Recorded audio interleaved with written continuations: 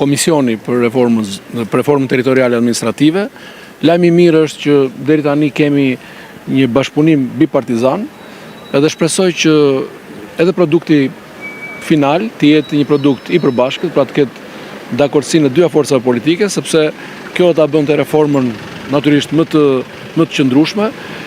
Nëse i referoheni varianteve që besoj kanë rrjedhur në media nga diskutimet e dieshme të grupit parlamentar të Partisë Socialiste, ku janë prezantuar disa mendime, propozime, variante nga antarët e Partisë Socialiste në këtë komision, unë nuk mund të nxitoj të them një vlerësim.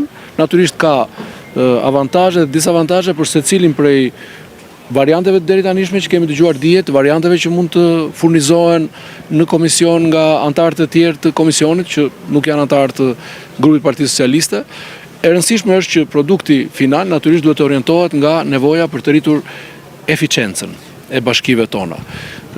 Ka mënyra ndryshme se si kjo arrihet përmes harmonizimit të zonave rurale me zonat urbane. Një gjë e mirë e reformës të vitit 2015 është që ne për herë të parë patëm bashki që janë edhe rurale edhe urbane. Kemi për shembull në qarkun e Korçës, për të kthyer te pyetja juaj, ne kemi fushën e dytë më të madhe bujqësore në Shqipëri. Siç ka qenë formula para 2015-s, me bashki urbane dhe komuna rurale, nuk mund të shfrytëzonim këtë potencial, bëm një hop shumë të madh me bashkitë e ndërthurura urbane rurale dhe kjo duhet patur parasysh, mendoj unë, për gjithë vendin, veçanërisht për qarkun tonë sa i përket zonës bujqësisë, që formula të jetë një formulë që të çliron sa më shumë potenciale dhe mundësi. Unë mendoj një fjali vetëm. Unë mendoj që qarqet tona, bashkitë tona periferike, pra jo të metropolit, sot janë në një moment shumë të rëndësishëm reflektimi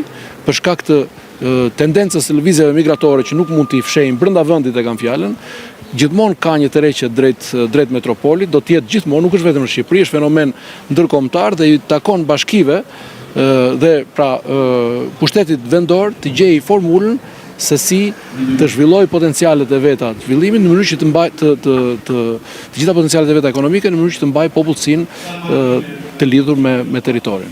A ekziston rreziku që reforma territoriale e re të ngjajë reformës territoriale të vitit 2014 dhe të kemi një reformë territoriale që orientohet drejt grumbullimit të votave dhe drejt një riorganizimit pushtetit që i jep avantazh partisë në pushtet, se besoj që në votat tuaja do ta miratoni, apo një reformë territoriale që do të synojë decentralizimin, shërbime për çdo qytetar dhe një eficiencë financiare?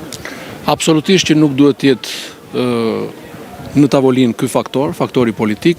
Unë nuk jam dakord që ky faktor ka qenë edhe në reformën e vitit 2014-2015, madje jam dëshmitari i asaj kohe, nuk ka patur një faktor të tillë dhe një formulë politike që ka orientuar reformën, përveç se eficiencën. Besoj që ishte një hap shumë i mirë përpara, një hop cilësor drejt arkitekturës së re të bashkive tona, por siç e thash, ka gjithmonë dinamik, ndaj dhe ka ardhur koha për një reformë të re. Uroj shumë, edhe do të luaj edhe rolin tim që më takon si kryetari i kuvendit për të mundësuar një klim sa më pozitiviste, ndonse jo gjithmonë është e lehtë, është një nga sfidat më të mëdha, do të thoja të atij pozicioni, që të kemi një formulë bipartizane. Kjo do të shuante edhe pastaj paragjykimet për një reformë të frymëzuar politikisht. Zoti Beleshi ka përçarje në PS. Ditën e dieshme Spiropali. Nëse e thua ti. Okej, atëherë. A ka përçarje në PS? Kujt i referohen? Nëse referoheni thashë themeve, unë nuk mund të komentoj thashë theme pa substancë politike. Nuk di ç'do të thotë përçarje, natyrisht ka diskutime, orë të gjata diskutimi kemi patur dje dhe kjo besoj është e shëndetshme. Pra nuk ka përçarje. Natyrisht që s'mund të quhet përçarje diskutimi. Ne nuk jemi një formacion ushtarak pa mendime edhe pa frym diskutimi dhe pa demokraci të brendshme, por mendoj që ju i referojnë disa thashë themeve, të cilat s'kan lidhje fare me substancën politike të Nuk është e vërtet zhvillimeve të brendshme dhe një partie politike. Nuk është e vërtet mediatizimi i dieshëm kur kryeministri Rama i ka thënë Spiro Palit, ish ministres së jashtme, se duhet pushoj, nga ana tjetër i ka thënë Gjiknurit se duhet që të bëj kujdes me telefonin, mos përgjoj, e nga ana tjetër edhe ish ministri të brendshëm Ervin Hoxhës për të mos u ulur nëpër kafene e komisariatesh? Ja, këto për shembull nuk kanë fare lidhje me pyetjen tuaj siç e kuptova unë. Këto janë thashë theme pas një kontekst politik. Edhe një pyetje tjetër. Urdhroni. Për sa i përket bashkimeve minoritare. Po. Ato kanë një status të veçantë dhe një kërkesë nga Bashkimi Evropian që të mos preje. Çfarë do të ndodhi me ato? Për shembull, kemi rastin e Kustecës, kemi një primarës që janë zona minoritare. Do të shkrihen. Se minjerë, se i marra s'është, po dropu. Do të shkrihen me të tjera?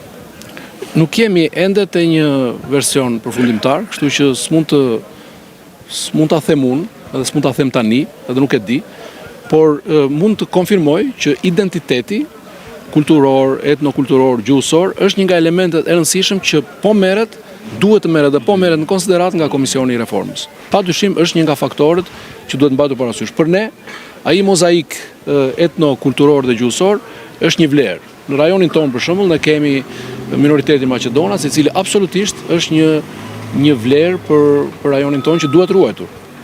Faleminderit. Faleminderit.